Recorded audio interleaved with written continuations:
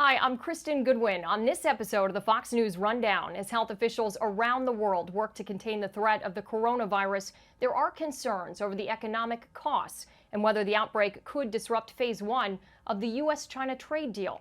Host Lisa Brady chats with Liz Claman, anchor of Countdown to the Closing Bell on the Fox Business Network, to discuss how the illness could impact global and U.S. economies.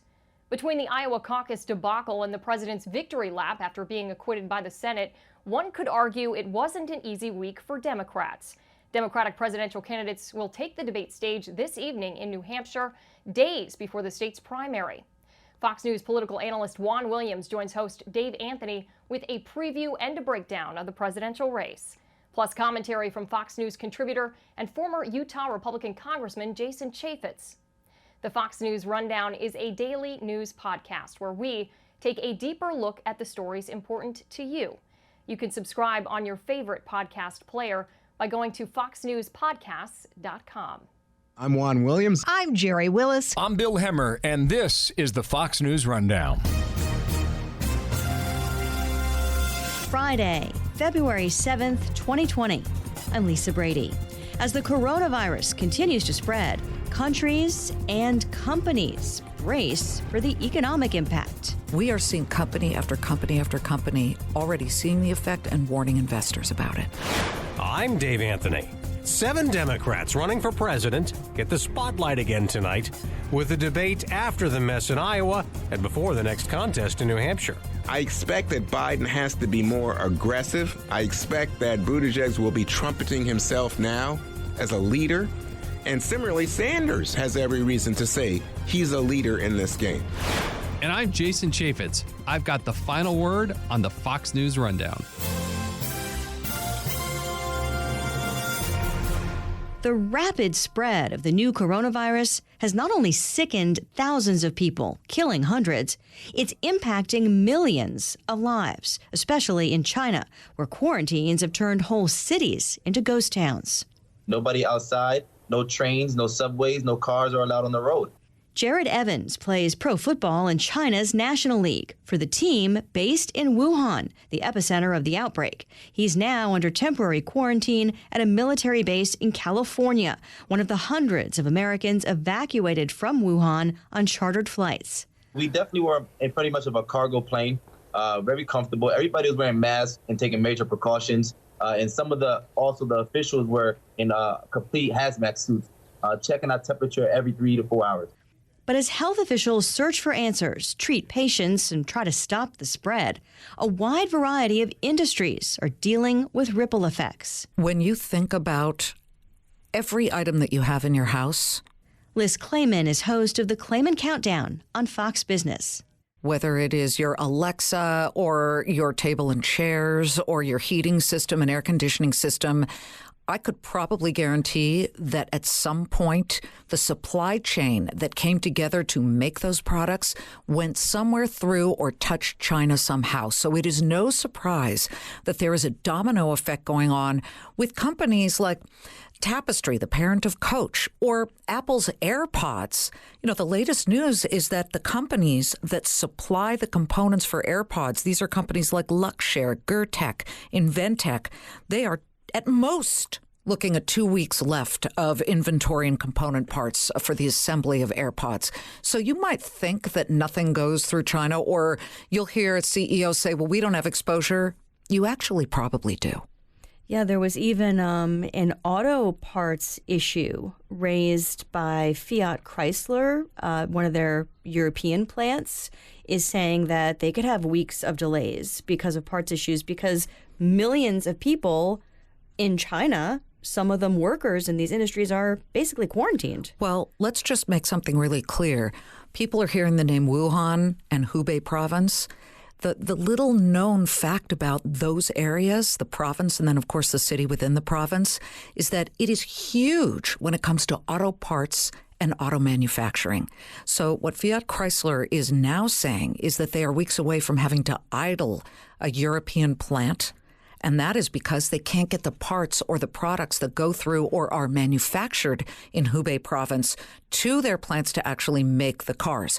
Tesla is closing stores. You're hearing of a lot of these companies who either have to shutter their plants that are on the ground in China, or they're shuttering plants that aren't even in China because they need the parts that were manufactured in Hubei province. And there's some intangibles, too, in terms of profits. And a good example might be with the Oscars coming up this weekend. I think they shut down like 70,000 theaters in China. And maybe that's just in China, but that's a big market for Hollywood. IMAX was one of the first to say how it would be affected. IMAX, of course, the huge screen theater company, and they have a bunch of on-the-ground screens in China. People rush to see movies there. The tickets, they'll pay anything for it. Well, they've had to put off their actual slate of Chinese movies that were supposed to come out, roaring out during the Chinese New Year, which is their biggest season. So they were among the first, and now they're shuttering along with a lot of other companies and theaters because you can't have groups of people who are breathing all over each other, or sharing popcorn. Who knows? But I think what's really important to stress here is that we are unknown. Anybody who says we understand what our future is going to look like at the moment, Estee Lauder actually called it immediately, and they said we will meaningfully have to cut our outlook because the virus will dent demand in luxury products. But yet you hear a lot of people saying it's too early to tell what the effect is.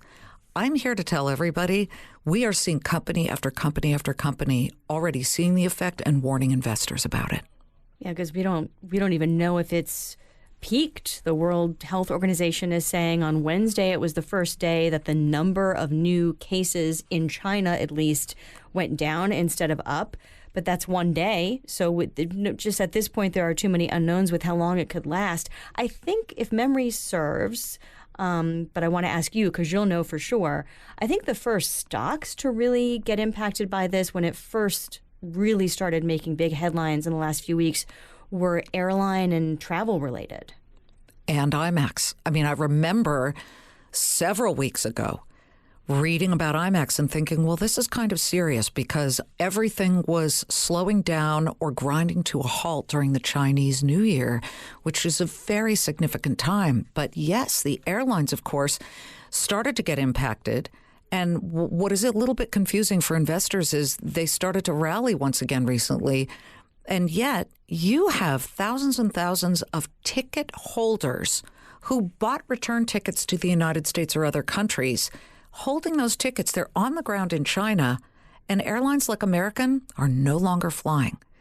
I talked to a source at American who said that they had thousands of ticket holders on the ground in China waiting to get out, but their pilots union sued to stop the airline from flying in and out of that region because it was dangerous, they felt, to their own pilots. So what happens to all those people? Are we going to see mass military airlifts? And again, these huge question marks, and yet some people believe that it is not going to be anywhere near as bad as first thought, and therefore you're looking at stock markets hitting record after record. So far, the Trump administration is downplaying the impact to the U.S. economy. At this point, we haven't seen big issues in regards to supply chains. But U.S. Treasury Chief Steve Mnuchin and the president's top economic advisor, Larry Kudlow, each told Mornings with Maria this week it could impact the trade deal with China. It is true the trade deal, the phase one trade deal, the export boom from that trade deal will take longer because of the Chinese virus. That is true. That phase one deal signed last month includes a kind of pause clause, making it possible for China to delay its end of the bargain. The pause clause says pending market conditions or dependent upon market conditions. And this is really crucial because when you're talking about market conditions, CNOOC, which is the Chinese oil company, has declared force majeure on LNG contracts, meaning they're saying due to this force majeure is French for major force that was unforeseen and unexpected and a total negative surprise, we won't be able to pay for those contracts right now. And therefore, we'll be off the hook because we're declaring force majeure. It's almost like there was a force majeure contract in phase one, or at least that pause clause. So we don't know what's going to happen, although China has not yet signified that they would back down from buying the billions that they promised to buy from America, whether it was agricultural products or basic materials and other handmade products. It seems, I would think, to put the U.S. in a bit of a tougher spot with the ongoing talks, too, because you don't want to seem like you're capitalizing on their misfortune. The Chinese are incredibly smart in multiple ways. One of them is they're not going to do what they don't want to do. And clearly, when they signed phase one, they were ready. They were ready to cry uncle. Their economy was hurting way more than ours due to the trade war. So they made these promises, but they did put in the market conditions issue, and it was sort of their out in case. And also, Brazilian soybeans are less expensive than American soybeans. Well, when you're picking vendors, you're going to go with the Brazilians or you're going to go with the lesser expensive one. Well, the promise was to buy from U.S. soybean farmers. It just will be very interesting to see if this gets worse and the coronavirus continues to claim lives. And personally, and I speak only for myself, I do not believe the numbers. I think the Chinese are very much underreporting the numbers. Once the true numbers come out, who knows? All bets will be off because the Chinese government is in full swing trying to build hospitals in a week and a half. They're trying to stop this thing. What's the important thing right now for U.S. consumers and investors to bear in mind? Because we don't really have control over riding this thing out. When you say ride, that's a perfect way of saying it. But riding what? Is it a smooth bicycle ride or a surfboard? I would say it is a surfboard in very choppy surf. So what you have to do is hold on tight and do not trade day to day unless you feel like it and you're one of these, traders that figures out, I could make a buck here and there. Most of us have day jobs. Just sit tight. And if there is a meaningful drop, hopefully you've got a shopping list of stocks that were too expensive up until then. And maybe you pick up a few shares here and there of companies that are great but going through a tough time.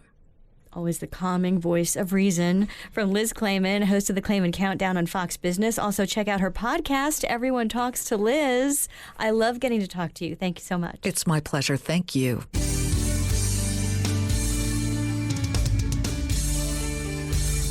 This is Jason Chaffetz with your Fox News commentary coming up. 4 days before the next contest, Iowa is no longer in focus in the Democratic race for president. I am confident that here in New Hampshire, I know they'd be able to count your votes. Bernie Sanders and Pete Buttigieg came away the big winners from the chaos of the caucuses. We are going on to New Hampshire victorious. Tonight, they'll be on stage in New Hampshire for the next Democratic debate before Tuesday's primary. So will Joe Biden, who finished fourth. We took a gut punch in Iowa. The whole process took a gut punch. But look, this isn't the first time in my life I've been knocked down. Elizabeth Warren, who was third in Iowa, will also be there. So will Amy Klobuchar, who had a fifth-place finish. Tom Styer and Andrew Yang, who ended up with nothing in Iowa, will also be debating tonight. This will be the last debate without Michael Bloomberg. Juan Williams is a Fox News political analyst, co-host of The Five on the Fox News channel. And I think that may have been the biggest news of the last few days, is that Bloomberg doubled down on the amount of money he's putting into ads, and the DNC rules now, after the first vote, have changed so that even though Michael Bloomberg has not taken money from any donors, he will be eligible to be on the stage for the subsequent debate. Yeah, there are two more this month. Right. One in Nevada and one in South Carolina, right? Correct. So, but for Nevada, you will meet Michael Bloomberg on the Democratic Party debate stage. Yeah. So I just wanted to point that out. Now, as to the state of the race, apart from the fact that Bloomberg is doubling down and his ads can be seen everywhere, I think what we saw in Iowa was the emergence of Pete Buttigieg. I don't think there's any question that was the big surprise. Some might say, well, Biden slipping to fourth, what he called a gut punch, was a surprise. But you remember, Biden initially wasn't competing in Iowa. He was pursuing something like a Bloomberg strategy, which was, you know what, Iowa's okay. We'll start really getting going in New Hampshire. And then his firewall all along was Nevada South Carolina. And that stands right now. People are dumping on Biden, suggesting, oh, what a disappointment. Of course, he's been under an onslaught from the president and where's Hunter and all that. But Biden still leads in the national polls, Dave. And I think sometimes people lose track of this. But the national polls, do they really matter? It's like, well, the reason I say that is because you have these contests that are done individually by different states. We've had Iowa. That was a mess. But individually, we're focused on New Hampshire next. So we don't do a national vote ever for the Democrats. So does that poll really matter? It should matter. Actually, you make a very interesting point because one of the problems Joe Biden's having is money. I don't know if you've noticed, but he is right now financially challenged, as they say. So if he finishes fourth in New Hampshire, does that make it harder to go out and say, hey, give me some money? Well, that's what I'm saying. You know, it's almost like I'm not sure here because, in fact, oftentimes Biden and others will point to national polls in terms of fundraising, especially with Super Tuesday coming when 40% of the delegates will be selected. You have states like California, Texas, big states involved on that day. So the national polls do matter in my mind. I understand what you're saying about the individual states. But remember, in these individual states, you're really talking about media momentum. That's why the screw up in Iowa hurt someone like Pete Buttigieg, hurt Bernie Sanders, because they came out on top and they should have gotten a huge bounce. Instead, the big story was chaos. Yeah. Democrats can't count. Alternatively, people have said that was also helpful to Biden because of all that focus on the chaos. Not only did Bernie and Pete Buttigieg not get the bump up, but there wasn't as much focus on, wow, he did bad. Exactly. And it makes you think that he's looking for something Bill Clinton really branded, the comeback kid. He's looking for that, and I think he might get it. I don't know how close he'll come in New Hampshire, but I expect, if I was putting money down today, that he'll be second in New Hampshire. Because Buttigieg, in the latest two polls that came out, that was Biden at 12%. Right. And that's not close to winning New Hampshire. No, I think Sanders will clearly win New Hampshire. I think Warren might do well. But I'm thinking that Biden will be right there, and it'll be very close. And then you get into Nevada and South Carolina, and I expect for Biden to survive, he's got to win both. Otherwise, by the way, Buttigieg gets a leg up in terms of that centrist lane, and Michael Bloomberg then emerges. You have often talked that Pete Buttigieg has not much outside of these first two contests. South Carolina, nothing. Nevada, meh. Is he doing anything after? Let's go to February 12th, primaries over in New Hampshire. Where does he go? Does he go to Nevada and say, I'm one of the majors? He can, and I think he has to do that in terms of sort of representing and making the case that he's still a player. He's got to ride a wave if he has one. Yeah, I don't think it's going to have much of a wave there, though, unless something changes and the dynamic markedly changed. So if he has nothing in Nevada and nothing in South Carolina, Super Tuesday. So he has to focus on that like Bloomberg. Big time. Okay. One of the things that's going on among Democrats, Dave, is I think there's a certain level of, especially right before and especially after Iowa, a certain despondency. Like, hey, why don't we have somebody who has emerged at this point who is like got magic dust sprinkled on them that looks like they're special and different and capable of taking on Trump? The Bernie bros say that's him. You know, I don't know. I got to tell you that the Trump campaign loves Bernie Sanders. And I think it's clear in both cases, though, Warren or Sanders, that it fits into the Republican riff about socialist, communist, but clearly they're afraid of Joe Biden. That's what this whole Ukraine thing was about, getting dirt on Joe Biden. And I think they're somewhat afraid of Michael Bloomberg because he has such deep pockets. What does Elizabeth Warren have to do tonight, in your opinion? This is a tough one. Now, she comes from a neighboring state in Massachusetts. I expect that Biden has to be more aggressive. I expect that Buttigieg will be trumpeting himself now as a leader. And similarly, Sanders has every reason to say he's a leader in this game. Warren, I don't know how she distinguishes herself from Bernie unless she is able to say Bernie is not electable and I am. If she can somehow convey that effectively, I think this will be a good debate for her. Tom Styer We talked about the surprise he had in polls recently in Nevada and South Carolina, 2 big states coming up. Obviously tonight, he's going to be looking ahead to those contests. He's not really a player in New Hampshire. What do you think he does? The same thing he's always been doing? I think so. I don't see much difference here. The question would be the amount of money he wants to spend, and he's spent a good penny already, but much of it on the idea of impeaching Donald Trump. Now that that's in the past, where does he go with that money? Bloomberg has been very clear. The ad Bloomberg ran during the Super Bowl was about guns. Tom Steyer's thing is the environment. Is that enough to energize the party and raise him up? California, maybe. Now, Andrew Yang. He, in the initial preference, got about 5% or so in Iowa. Of course, not enough to get to the second because he had it at 15%, so he hardly had anything come out of Iowa. He spent a lot of time there. Is he almost done, in your opinion? Yes, but I don't know that he knows it. He might still think, he's having a good time. He's raising his profile. He has really done a terrific job for himself. Is it a winning job? That's a different standard, and I don't see that he is going to break out. Obviously, you have a larger Asian population in California than you do in Iowa and New Hampshire. And I think they're very proud of Andrew Yang and what he's done. But is that enough to really elevate him, to make him someone who you would say is going to finish in the top 3? I just don't see it as we sit here. Amy Klobuchar did fairly well in Iowa. What is she doing next? I think, again, this is the centrist lane. So much in this is premised on the idea that Joe Biden implodes. If he implodes, then Buttigieg has an even bigger road to victory. Bloomberg comes in and challenges Buttigieg, and here comes Warren and Klobuchar. The difference is Warren is more to the left, Klobuchar more to the center, and the lone woman that would occupy that center lane. Is Klobuchar in an audition for vice president? Easily.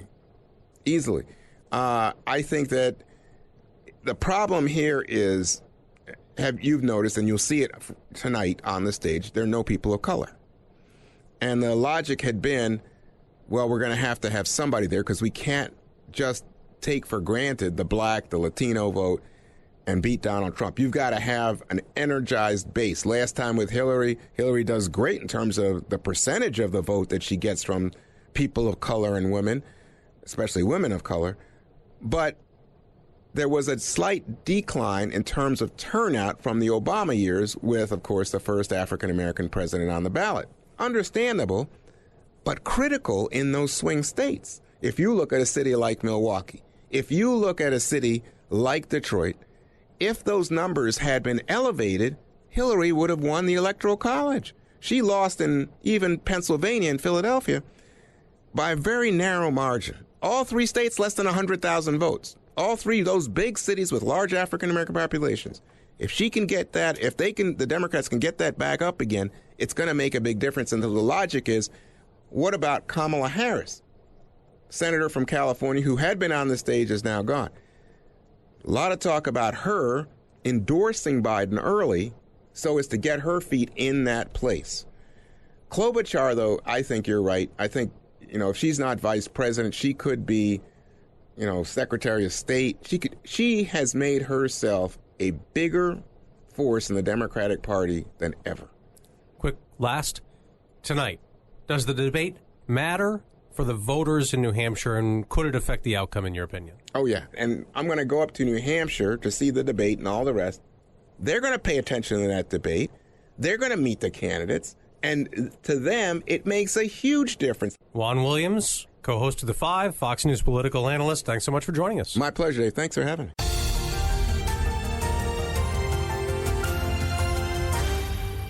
It's the Perino and Steyerwalt I'll Tell You What podcast. Dana Perino of The Five and Fox News political editor Chris Steyerwalt dissect the ins and outs of national politics. Subscribe and listen now by going to foxnewspodcasts.com. And now, some good news with Tanya J. Powers. Even the world's worst cat deserves a home. That's what Perdita, a cat from the Mitchell County, North Carolina Animal Rescue, has become known as. The rescue was trying to find her a home, so they posted on Facebook about her under the heading World's Worst Cat. Instead of sugarcoating Perdita's disposition, rescue officials just laid it all out there. It read, "Meet Perdita, not for the faint of heart. We thought she was sick. Turns out she's just a jerk." Likes include staring into your soul until you feel as if you may never be cheerful again. The song Cat Scratch Fever. Jump scares, they're her specialty. Lurking in dark corners. Being queen of her domicile. Fooling shelter staff into thinking she's sick. The vet agrees she's just a jerk. Dislikes are the color pink. Kittens. Dogs. Children, the Dixie Chicks, Disney movies, Christmas, and last but not least, hugs. The rescue even posted a video of a shelter volunteer trying to fix Perdita's blanket and sticking a hand inside her enclosure. What are you doing? You dropped food in your water bucket. Can I fix your blanket?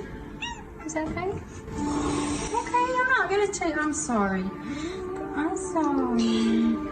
Oh no. I just try to straighten you up. I love you. That was a hiss of displeasure there in case you missed it about halfway through. The rescue's use of candor and humor paid off, and they got more than 175 applications to adopt Perdita. They finally settled on Joe and Betty, a couple from Monroe County, Tennessee. They've changed Perdita's name to Noelle, the rescue announced, just in case the name Perdita was the cause of her anger. They wanted to get a picture for social media, but say Noelle wouldn't let them take any, growling and running out of the room. Tanya J. Powers, Fox News.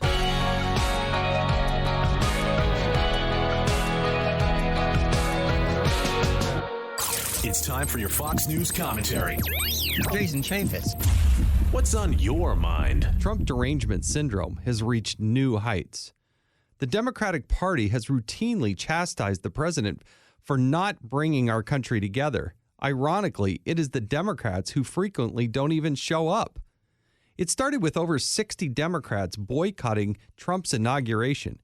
It continued with the budget discussions, and it happened again at the State of the Union.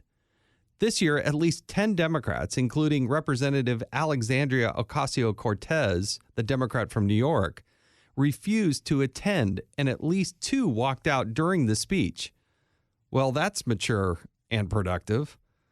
I suppose that means being present to honor the promotion and service of 100-year-old Charles McGee, one of the last Tuskegee Airmen, was a waste of the Democrats' time. The Brigadier General flew more than 130 combat missions in World War II and further served in Korea and Vietnam. He was in the audience, and his grandson, who hoped to one day join the United States Space Force. But that wasn't worthy of the congressman's time. And when Pelosi dramatically ripped up the speech given by the president, she was once again refusing to lead an opposition of ideas with the dignity needed and worthy of the office of the speaker. Her antics brought us new lows and stripped her of any moral high ground to ever chastise a president who has brought our country amazing success at home and abroad. She has elected to demean the position of speaker and embarrass an already disrespected institution. She may have ripped up the speech in a fit of immaturity and desperation, thinking it was another political stunt sure to please her base, but it was hardly the action of a leader and certainly not a speaker. I'm Jason Chaffetz. You have been listening to the Fox News Rundown. Stay up to date by subscribing to Fox News Radio's hourly newscast at foxnewspodcasts.com. And for up-to-the-minute news, visit foxnews.com.